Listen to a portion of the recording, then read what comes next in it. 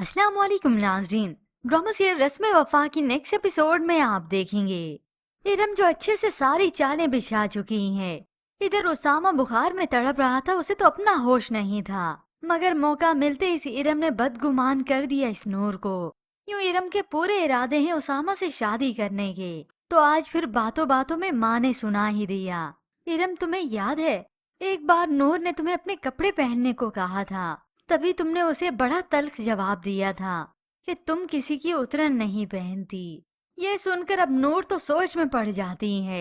ऐसी बात हरगिज नहीं कि उसने अपना इरादा तर्क कर दिया, क्योंकि वो तो जिद पे ही डटी है।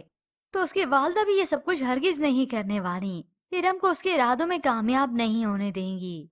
तभी तो वो उसामा या फिर नूर से मिलने चली गईं। बस फिर इस इरम को तो खलबली मच जाती है। मुझे लगता है मैं तो उनकी बेटी ही नहीं, क्योंकि उन्हें नूर और उसामा का घर बचाना है। तभी यही शायद जाकर गलतफहमी दूर करेंगी और इस नूर को मालूम होगा कि उसामा की तबीयत खराब थी, वो बुखार में तड़प रहा था। यूं होप्स व्यूअर्स तब जाकर इस नूर की सारी बदगुमानी खत्म हो जाएगी।